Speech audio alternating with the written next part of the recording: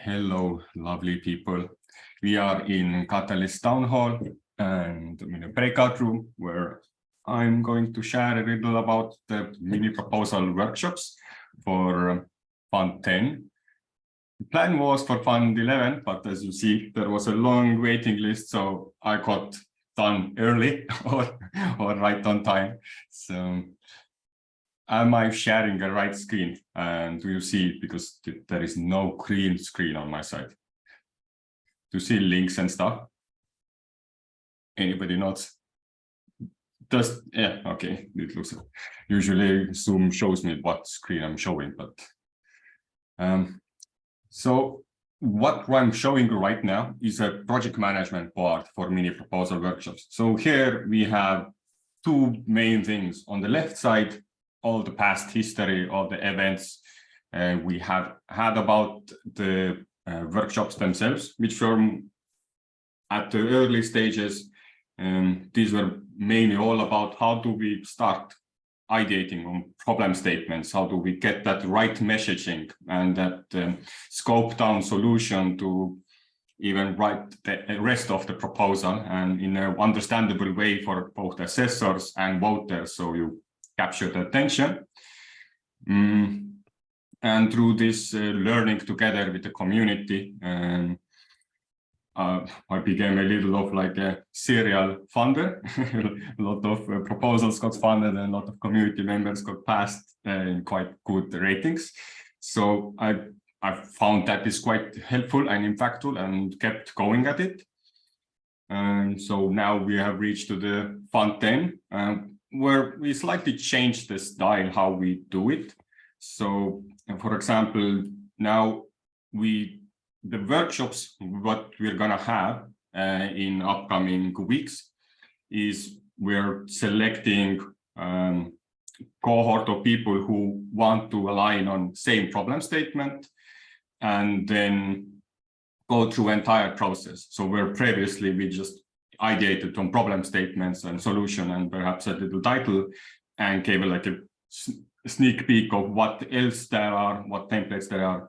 So now we're actually going from start to finish with the entire proposal. And for that, prepared like a small video, 5 to 10 minutes, actually maybe even less than 10 minutes, I think most of them, which goes specifically to each chapter. And we also tested these new chapters because previously it was like a very minimum viable product in a sense that like the main questions, but through the feedback what other gave while we were doing previously this, I just cramped everything into that and into these sessions and including all the new questions which popped up in the Fund 9. I will get the templates quite soon. But yeah, so on the left side, you will see the videos. You can check through all of them or in some sections you want. And in the video descriptions, you will find the links to invitations or templates. The current template link is Miro board, like Miroverse link, which is actually not working because I realized a few days ago that they have to accept my review and they had some issues with my profile because I just made an account and just published the Miro that they said, hey, you need to have a name for your profile and what you do. So it's going through another checklist. But on the right side, so on the middle, there is the work because it's an open source. You can freely see how we work, how do we plan, what days, what do we do something. So even if you want to really go into it, you can see that, oh, Friday, there are 3 more videos coming up. And on Monday, we're going to have a project management meeting, what to do next. Then we already ideated some, how do we going to share these messages and videos, how to capture attention to this project, how do we share fundings, all that stuff. If you're interested to help us, it's an open source project. I'm glad to partner or work together with anybody. And on the right side, there is a template itself. And the newest version is is on here, the public template part. So I created this for now because of the Microverse no access. So what you can do is take that and copy that part. You duplicate to your own Miro board, and then you can freely choose and change everything you want. And I will drop that Miro board link also into the Zoom chat. So this is an overview of the main concept of what Miro board I was showing you. And the preparing for mini proposal workshops link can be found here. I'm going to drop that also into this. And of course, there is one more link so that for those who don't have time to join these workshops, because this workshop is going to be quite a big one, so 12-hour total, so it's going to last through many weeks. And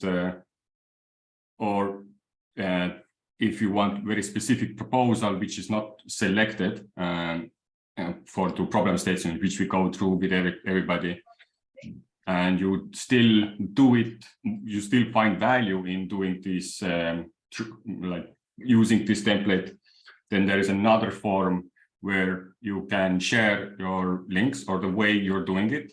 And this will then allow our team to help you market your proposals or give you feedback if you have any questions. And if you're open to share your proposals, your writings, either in Google or wherever you're storing that information, or Miro board templates themselves, then I will have a look and give you perhaps some more guidance how to improve or where to go next or who to partner. I've been in the Catalyst quite some time, so I might have some nice insights you may not know.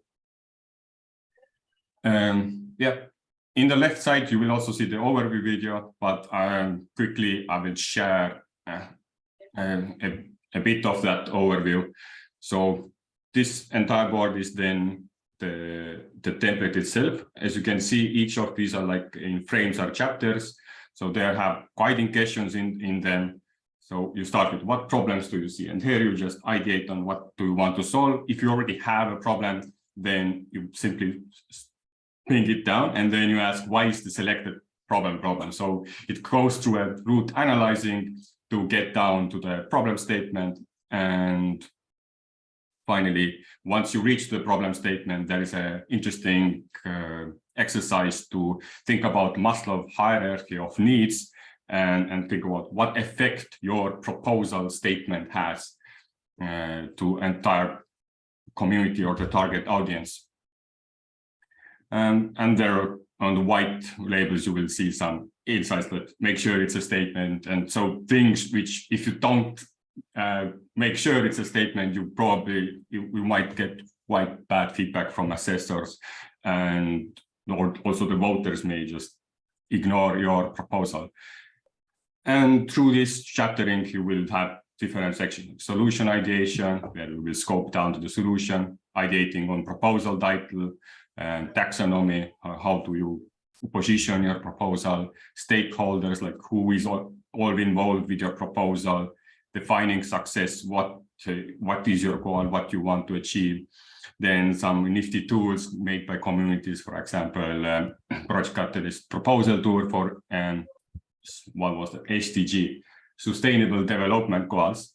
So it's a tool to kind of find if you're aligning with one of these Sustainable Development Goals, and then a quick list through the fund 10 challenges, key performance measurements, how to think about that, and then some examples of what you could use as key performance measurements, like capitals, user revenue, and then 5E experience, going through like entry, how do people basically their journey, how they get excited about your proposal, what they get out of it, how they end how they end your like service or project or whatever you're offering with your proposal, and yeah, what you get out of it as a digital object.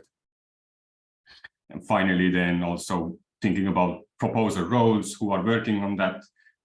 You can there is a LinkedIn template where is a list of roles which gives you good information about what roles you can have and what are their experiences.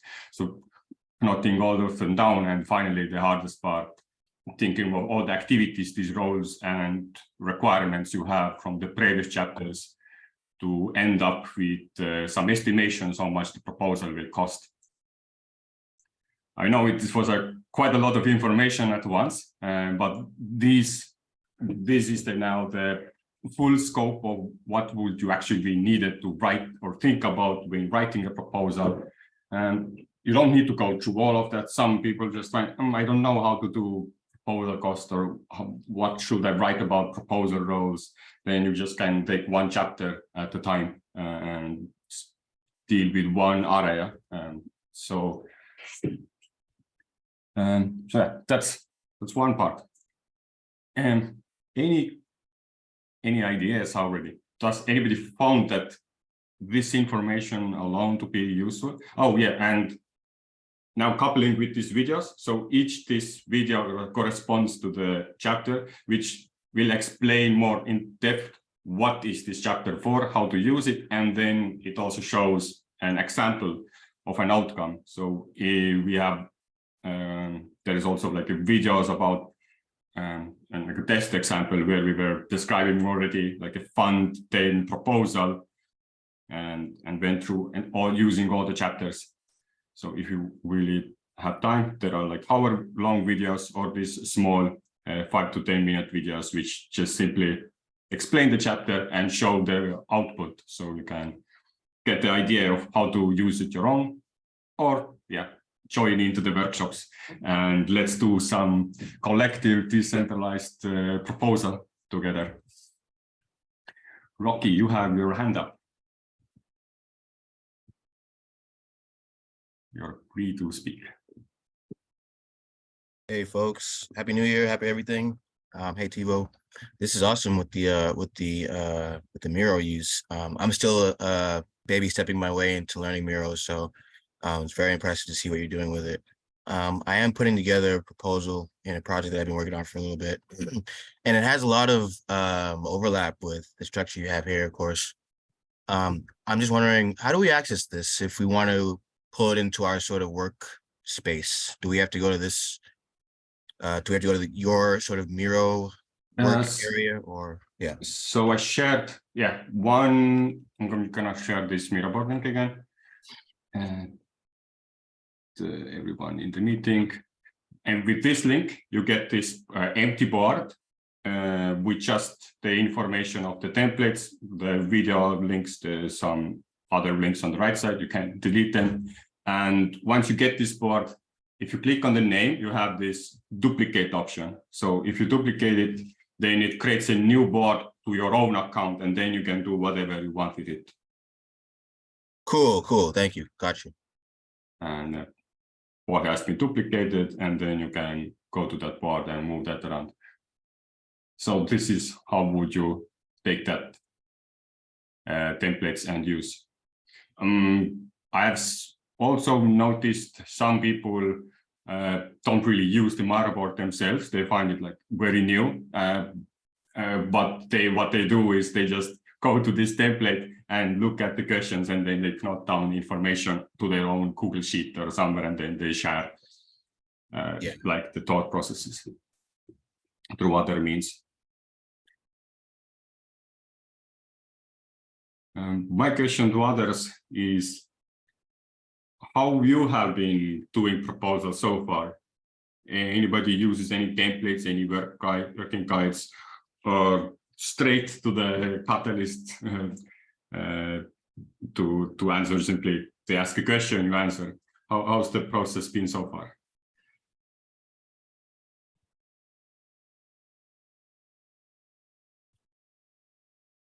Anybody wants to tackle that? For myself, I'm kind of winging it. I'm not referencing idea scale too much, because I was in there a bit in the spring and such, in the summer. So I have strong ideas that I kind of started with notes and developed, and I'm applying, my observations and experience, attending catalysts and communicating with folks in the community, and just kind of bringing that to the project that I'm working on. So I'm doing something that's for or through Coursera, for user experience, and I'm just sort of modifying a bit as I go. It's been, for me,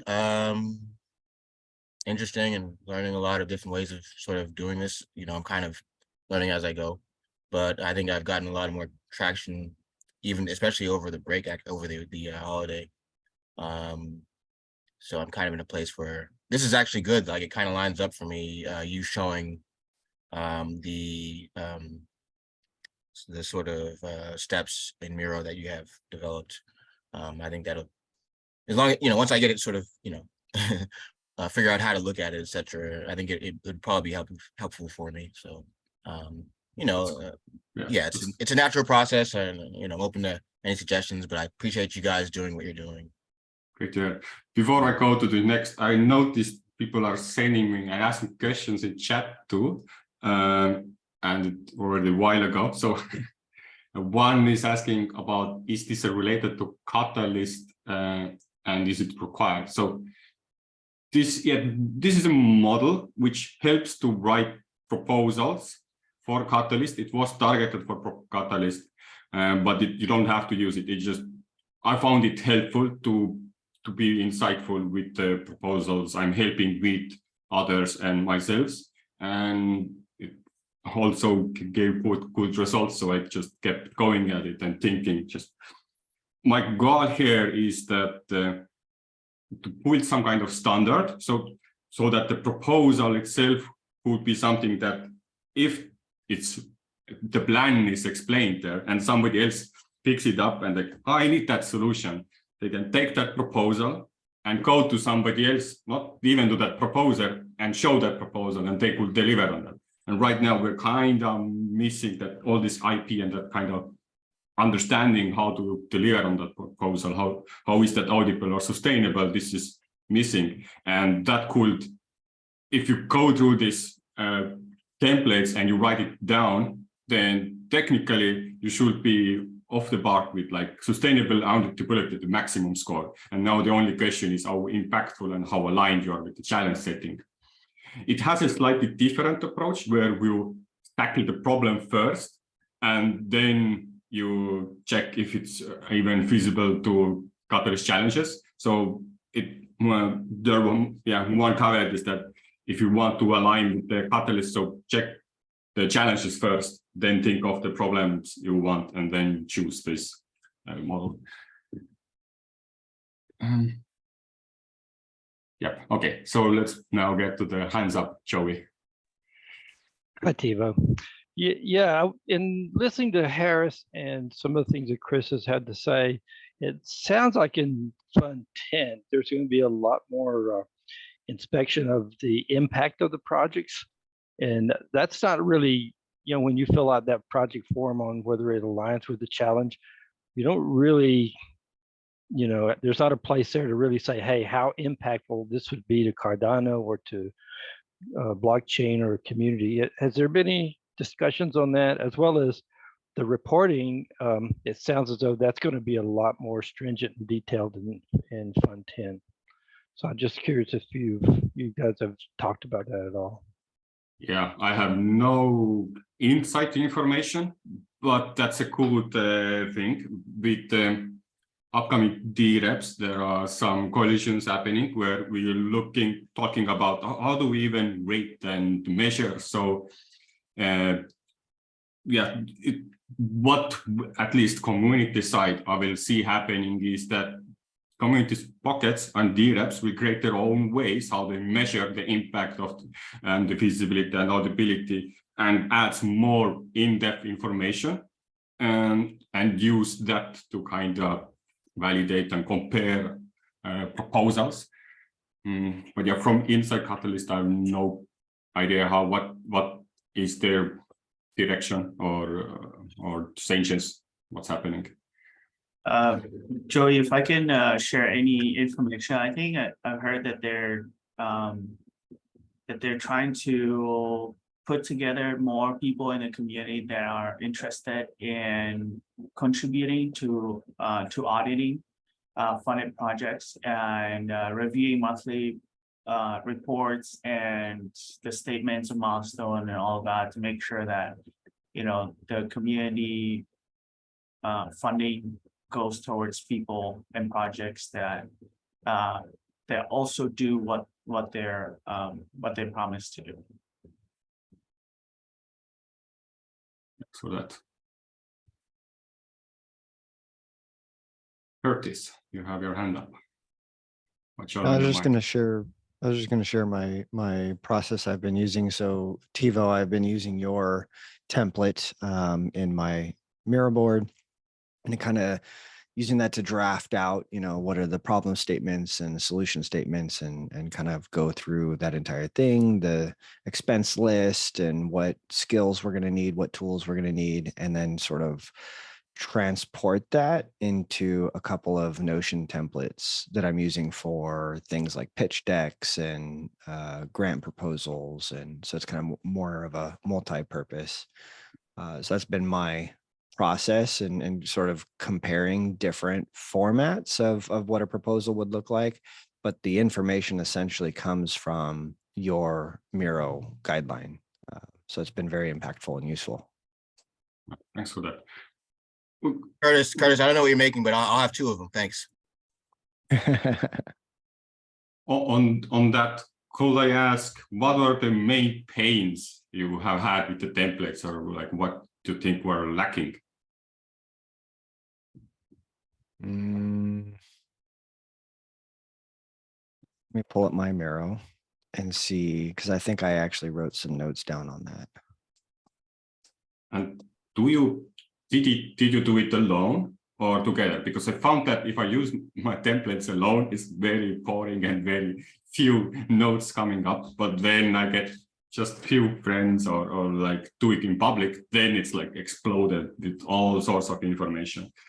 So, Yeah, I need to. So I started it alone, and then brought in the rest of my teammates, and we kind of ran through it again together, but it was only like 3 or 4 of us.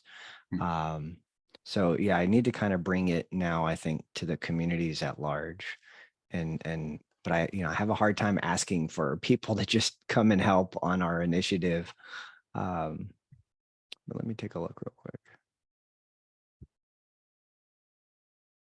Curtis, what do you think you're looking for from folks? Well, I mean, it's more, just what a business does in general when they're starting to develop out is how can we be attractive to the customer? How can we be attractive to the investor? How can we qualify and hit all the marks for proposals? Same for grant, or like in our case, we're also going for Singularity Net Deep Fund. So it's how do we target the right audience, and then retain all that information in a general location so that we can quickly just say, okay, this is the target audience for this information, use this template. That's where I've been struggling is this information is the same regardless of the target audience, but how it's formatted, how it's presented differs by the target audience. Got you. May I ask, when you say the information, you're referring to like a solution or something that you have for a problem? Or yeah, in general. I mean, because right, a lot of these ideas, each proposal is part of a bigger initiative. Right. Yeah. So you'd say you're trying to sort of solidify or sort of,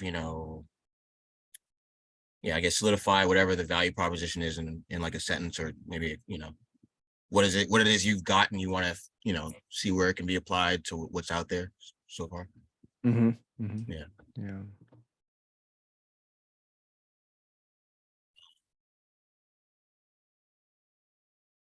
I'd be Okay, curious just to see what you have myself. I don't know if there's a way of reaching you.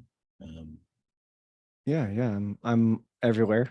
Discord Yeah. and Telegram and Twitter. You might even find some of my information on Catalyst Circle forum where the candidates were. I think they broke down our social media platforms there.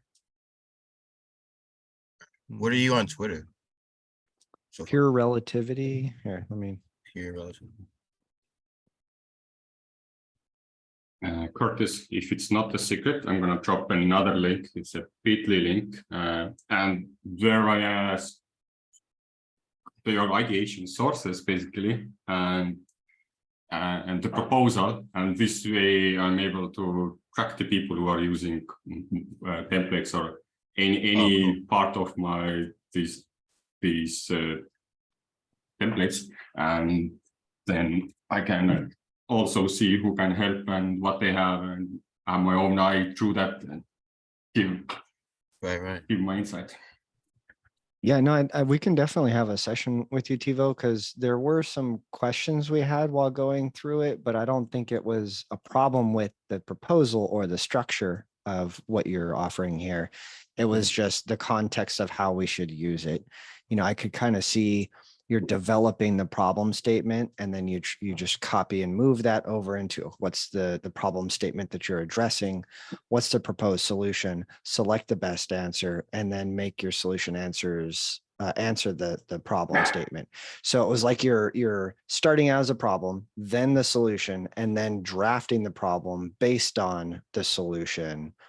And it was like an evolutionary stage. So it was more that process that we had to understand the context of it. And it took a while, I think, for us to figure that. Because is that was your intention, was start with problem, then a solution, and then transpose your problem statement to answer that? Sometimes it ends up like that. So, but mainly it was, first assumption is that you get the problem statement correct right off the bat, and then you just move on. But there were some of the public workshops too, where after we started talking about solutions, we realized, oh, we should target these people because that is an actual problem. And then we went back to the problem statement. So it may get back like bouncing within. And yeah, I wouldn't get too stuck on like how is the correct way to use the templates. I think the correct way is to just starting it and thinking about what is correct for you. And because yeah, you can't really make a standard for everything. And this is as cool as it gets, I guess, at the beginnings. So I think you're on the right track. So if you found that you need some evolutionary thinking and going back to previous chapters, that's totally correct. Okay. Yeah, no, definitely good advice. Then one of the other things that we struggled with, and again, this is more, I think, our own issue, is multiple problem statements being addressed from that single proposal. You know, so how do we present that if we're addressing multiple problem statements, or is that just bad practice and the proposal should only be targeting a single problem statement? Yeah, good question. My own assumption would be that you would want to target one problem statement, that so that you have like this North Star for the direction. And I know other way what their people also struggled was thinking of these solutions. They said, oh, we could do this and this and this, and then we have like a very good impact on that. And on that note, I always try to, okay, just take this one solution and all these other ideas, like these features you could add on top, make them a separate proposal. Because one thing, when you go through all of these chapters and you just think about the minimum viable product you're going to address, the least amount of information you will need to get that bare minimum of project done, then, and you have like another idea, how could you improve it? If you then create a separate proposal for that, you already have like massive amount of information from the previous one. So just apply a little change, maybe an additional role, maybe a bit of positioning different, and you get like more proposals out of this one huge chapter. For example, I had one first, like when I found 5, I did like one proposal. It took me like 5-6 hours, but then I did some different features for the same proposal, and they took only 1 hour, and all of the proposals got funded. So this, it's an Yeah, I could definitely go down that rabbit hole with you, and because we definitely tried to do that and figure out where, because the one proposal includes the POC, the development, the R&D, and then if I have a separate proposal that's just an additional solution, it's going to have the same requirements, POC, R&D. However, they share, right? Mhm. They share the same dependencies. And there would be a dependency tree. One proposal may require another one to get fulfilled unless we isolated them and the POC and the R&D was all included in that single proposal. But then how can I justify, say, 10,000 for each proposal when if all of them got funded, it may only cost me 10,000 for the first one and a couple thousand for the rest. Yeah, it started a whole lot of conversations. And then additionally, the other layer is the problem statement caters to that target audience I mentioned before, where it solves this problem for this group, but the same solution actually solves a different problem for a different audience, you know, and how, like, who do we pick as our target audience? And because that informs the problem statement and the solution statement together. And I'm sorry, I saw there was a hand up. I'm speaking too much. That was me. Nope, nobody different. I was just, and I'm not trying to like, impart too much, but when as Tevo and yourself, Curtis, was speaking, you guys are just touching on things that I apologize for the someone's doing, blowing leads or something. In any case, the structure that I'm finding in the Google course that I'm taking, it like as you're mentioning sort of areas of that are challenging you a bit, maybe, Curtis. I do think that there are some tools that are available that might help. They might be obvious. Maybe you've already utilized them. Maybe you've already gone through them. But that's why I thought, I could touch base if you'd like. And also see what you guys, what you and your team are doing. For myself, I'm just working by myself. You seem to have a team. But yeah, I mean, there've been a couple nuggets that have been pretty helpful. Maybe they're obvious, like having a user story and a particular user profile that you develop, whether it's based on yourself or just on amalgamation of different challenges that you have that you discovered in the ecosystem that you want to put together. But when you have that particular user profile and their story, it gives you their statement, and you're able to kind of keep referencing that so you don't stray too far. And I'd actually had the same sort of thing happen with me, where I'm realizing I created 3 personas. 2 of them are, I'll say one of them is very strong. I'm feeling very good about it. The other 2, over developing sort of this whatever it is that I'm developing. I just found that they weren't as strong, but they would be remedied by the one, right? So it's like, okay, well, and my background is in proposal review, research administration. So I read proposals for 17 years. So like, I'm familiar with it on a more formal level, but trying to assimilate for this environment. In any case, I do think that there are definitely some tools worth checking into. Happy to share and talk about them. But and also, yes, you had mentioned like having sort of your other developments that have come along that could be remedied by the same solution. One way you could put that into a project formally would be just to develop what would be sort of a continuation for the project. So you have your first section, and within the scope of work or whatever, you just you do mention like there are other facets or areas that this work could develop from. It doesn't necessarily have to be funded in this round or whatever you want to call it, but if it's successful and your milestones go appropriately and reporting goes out right and everything looks good, project successful, you could probably get funded for like the next section that would be addressing one of the other 2 areas that you're working on. as a continuation. That's just a thought. You can kind of have that engendered into your initial submission potentially.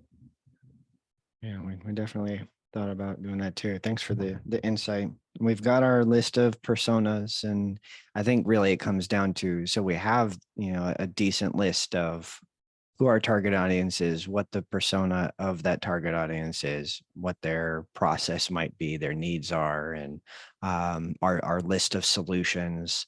And it's a bunch of different items that do integrate and intertwine.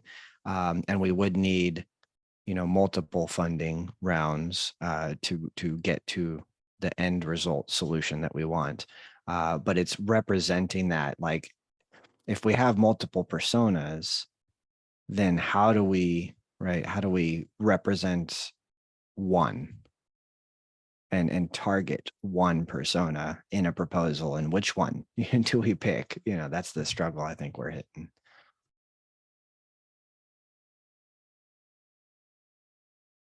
Yeah. Well, if you share the link or those resources and we get the time to sit together, then I will see what is the problem, and let's learn together how could we tackle that issue when there are several personas. And if you find something, a good answer, and it works, then I will make sure that I get that information out to everybody else who are interested in and having same issues. In the chat, there was a question about challenge setting. So just quickly sharing, in the chapter 6, it's called Defining Success. And here is like an optional question. If you do a proposal for Project Catalyst, then here are the links to all of these challenge settings, which are going to be presented on Fund 10, and they're clickable. So if you click on it, it will open up the proposal. Hopefully this time we are able to edit this because people are asking me, like, can this proposal fit here or there, and it's not quite clear all the time what is expected from the challenge setting, because they are written by community people. So yeah, here you can find the challenge settings. By the way, when we haven't been here on the Project Catalyst for quite some time, what are now the main problems you find in Catalyst about proposals? And actually even better, what you think, what are new problems, or they are still same as previously compared to, for example, recent Fund 9 compared to all the previous funds? Joey. Yeah, Tevo, you kind of like mentioned the challenge settings being written by the community, and if you read the challenge settings, sometimes there should be some sort of way to improve those, just like we're trying to improve writing the proposals, because when you read them, they're pretty broad many times, and it's like they try to cover everything. So when you're writing your proposal, you're trying to figure out where you fit in that. And the challenge setting itself is pretty broad. Yep. Nin? Yeah, I was gonna ask about something else, but Joey, I'm on the open source OSD challenge setting. And it's meant to be broad because we don't want to limit the stuff that people can propose, as long as it's open source and contributes to building the open source tools and infrastructure and products or whatever people come up with that will ultimately benefit either the Catalyst or Cardano community and the voters. I hope that explains things. And if any of you guys are thinking of or considering building something open source, I'd love to connect with you, offer any support that I have, right? Me and the team. The question that I actually raised my hand for originally was regarding the personas. Is this like persona of the person that the problem that we're solving for, or what is it? Yeah, maybe I missed that. Were you talking about in my case, Nin, or Yeah. just in general? Yeah. Well, so we have started with the personas for the end user, the customer, and what we're trying to solve for, but then kind of also using it more like the audience that we're presenting this to, whether it's the investor or catalyst or XYZ, right? So kind of like targeting how to present this information. Awesome. If I can provide any advice when people are writing proposals, right? I think a lot of the stuff we already covered, but start with the problem that you're solving. What is the pain point in Cardano community at large, right? A real pain, real problem that there is that you want to solve, because ultimately the voters are the ones that are going to vote for or against what you're proposing, right? And people usually vote for something that they can relate to. Like, yeah, okay, yeah, I can see I have the same problem. Or even if I don't have that problem, I know somebody that has that problem, and this could potentially solve it. And then, the problem statement is pretty much a one-on-one reflection of the solution statement is one-on-one reflection of the problem statement. Because of this problem exists, here's the solution. And that's probably the hardest part of writing a proposal, right? Finding what issues there are and what you and your team can do to build or to solve it, to create something, and so on. And it has to be broad and big enough to appeal to as many voters as possible. Yeah, I think that's a good point, in that we need to separate, the pitch deck from the proposal, because those are two different things. So Yep. yeah, good advice. Yeah, for me, when I write proposals, of course, I write it with my team. Especially if it's technical proposal, I consult. Hey, is this possible? Can we do it? What is the timeline? What is the resources we need, right, to make sure we can actually deliver on the proposals? And then on the other side, we have different pitch deck, we have different sales deck. This is really written for the Cardano voter, Catalyst voter. Right.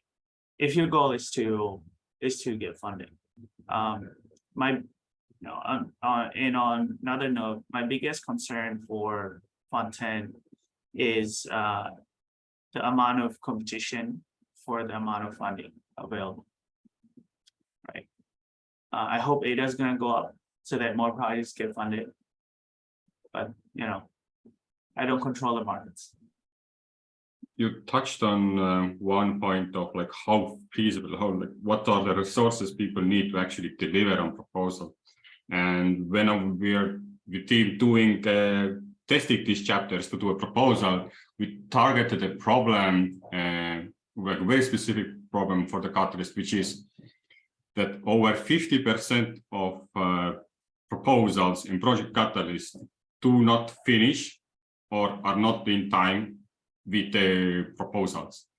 And by skimming through, like, okay, which stop at delivering, which stop at using progress reports, you go back to the proposal, and this proposal has no information what they actually need to achieve. So a lot of times, I think, I see that our current pain point is that the proposals don't, they kind of pitch the idea that they want to help, but they don't have the exact goals or the deliverables mentioned in the proposal itself. So for me or for others who are looking like, can we help you? How can we help you to deliver the proposal to get the closing report? We can't even help them because they haven't had the plan of what is their success, or like what is the end goal. So that's what one big issue I think I see, and may continue if if there is nothing like, if there isn't like metric or something which actually looks at that possibility. So right now we don't filter anything, and people may find like the passion or the popularity to be good enough, and that gets the rating up, and then it just gets to the other side of the Joey. Yeah, so I'm on the challenge team. I'm the lead on the challenge team for the B2B challenge out of F8, and I've been, communicating with the proposers has been difficult, but I have reached out to them with a poll recently, and most of the ones that have had troubles always it seemed to focus around resources. They had a programmer, the programmer didn't perform, then they had to go out and try to find other resources.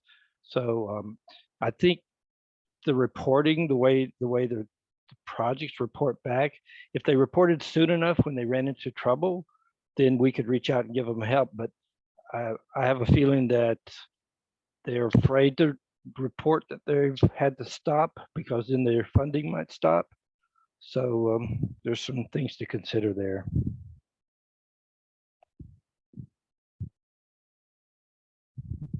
Yeah, lots to consider there, especially like Nin said, with Fund 10 coming around, there's going to be a lot of competition for the same, fund. And a lot of that, I'm going to even say majority of that competition are going to be previously awarded proposals. So having new proposals in the same bucket as those trying to come back for recurring funds makes it a bit difficult for new proposals to compete. Yes, that the responses I've gotten back, that was also a concern, that they felt like they should be a different category almost for funded proposals that were previously funded, so that they could continue to the next phase. Yeah, I'd agree. Yeah, definitely. Yeah, it'd be nice if I'm excited to have those conversations and be a part of those conversations. Yeah.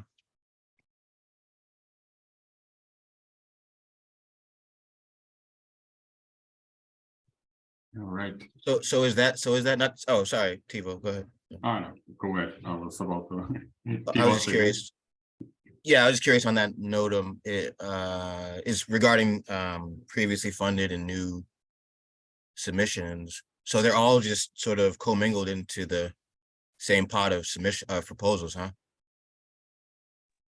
Like there's no Yeah. acknowledgement or there's no way of saying, hey, we want to definitely give some preference to the new stuff coming in, and maybe the stronger ones that have been awarded, sure, but like, Well, that's hard. Yeah. So that, Well- yes, to answer your question. Sorry, go ahead. Whoever was So, answering. sorry, but at the end of that proposal process, many people will mention it in their proposal that, hey, this is a continuation of a previous funded proposal.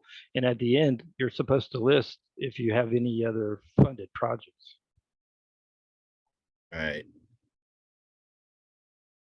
Yeah, to me, it's a very large ethos that we're talking about here, and who's to determine that the subjectivity of what you said, Roki, is okay, maybe the large projects, they can come in, but we want to prioritize the new projects. Well, that does kind of put new projects in favor of old projects. What happens to those old projects if they don't get continued funding? Do they just go away? And then where was the contribution to the community via open source if we don't fund them? So it's hard to say which one does actually deserve over the other one and which one is priority. That becomes very human question.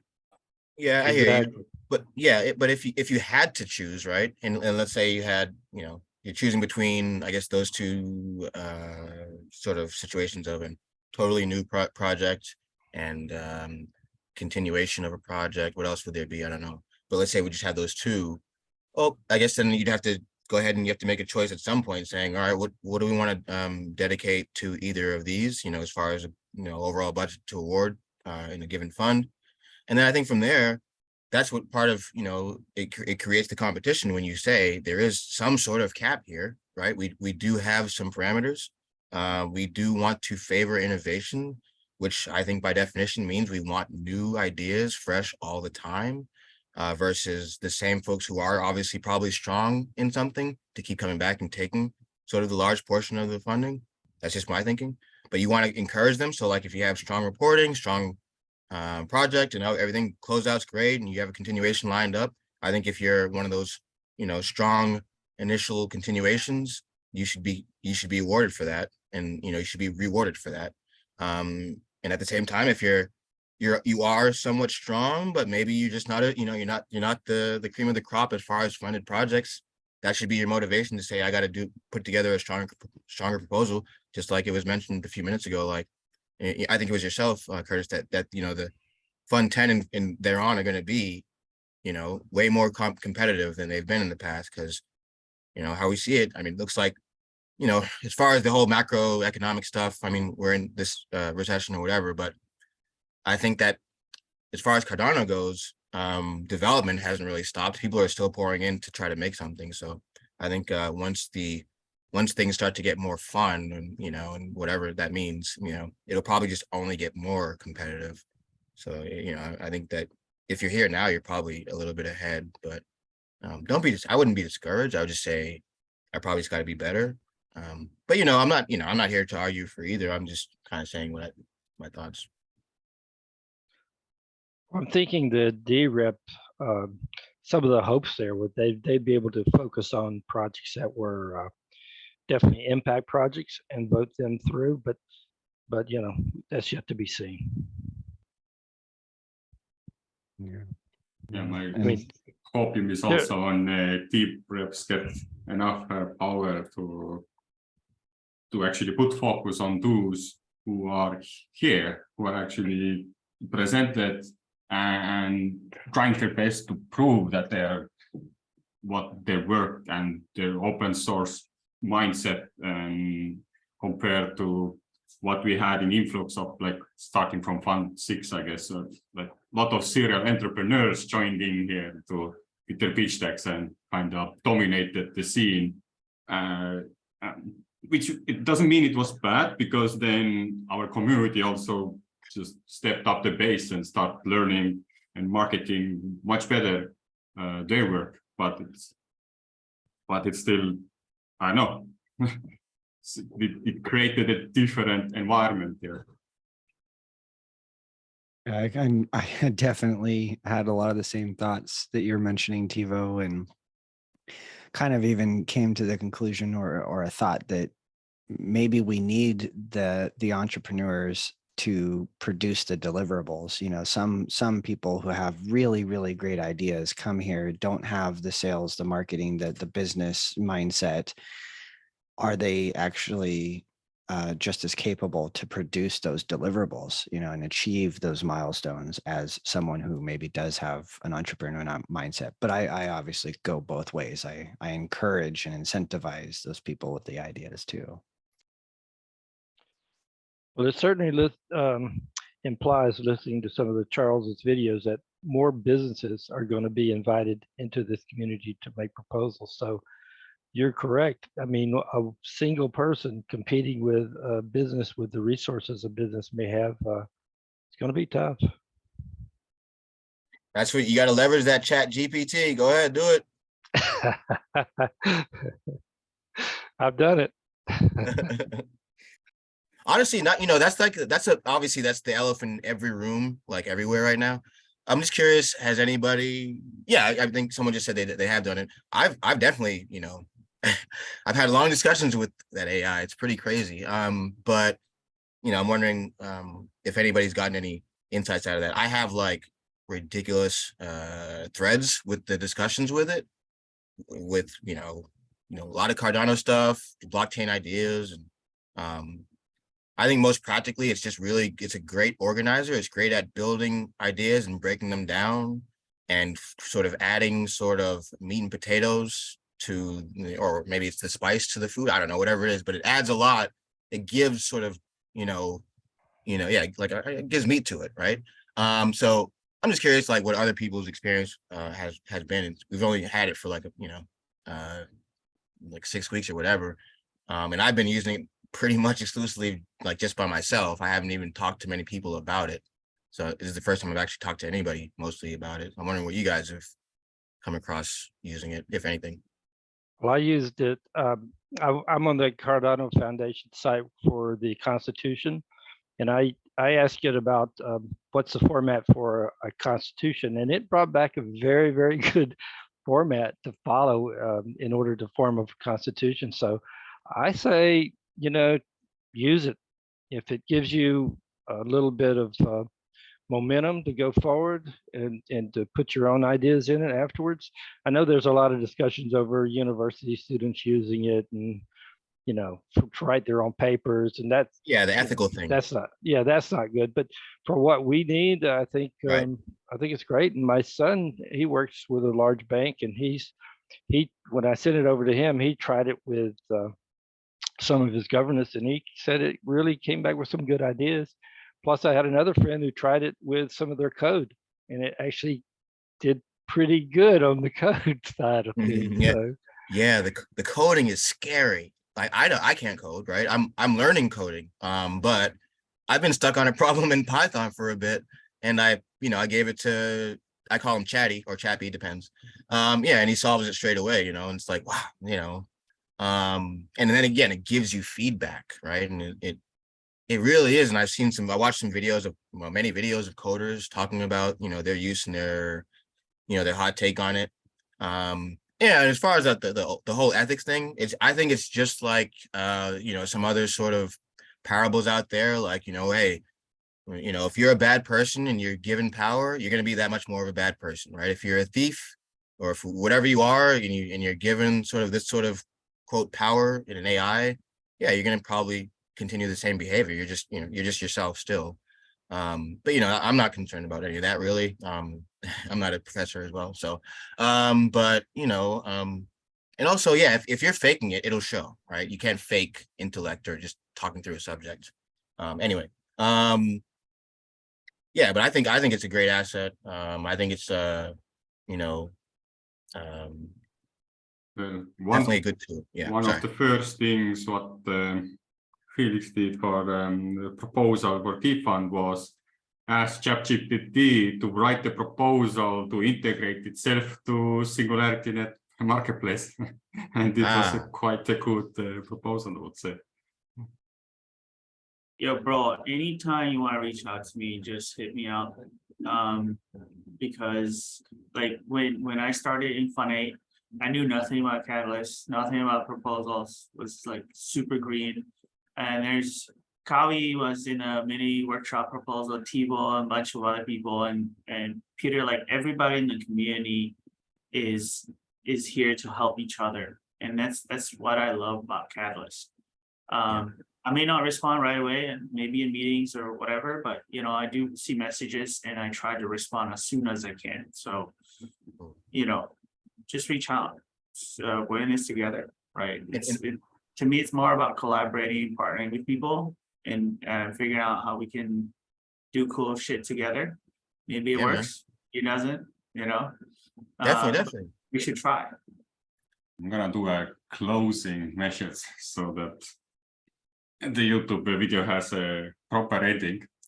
Thanks for joining to Catalyst Town Hall after Town Hall, and with this we conclude this message. Thanks for joining, and see you out there. thank you, Tevo. It's all good. Thanks, Tevo. Thanks, everybody. Awesome. Thanks, guys. See you next week. Peace. Or later. T2IL.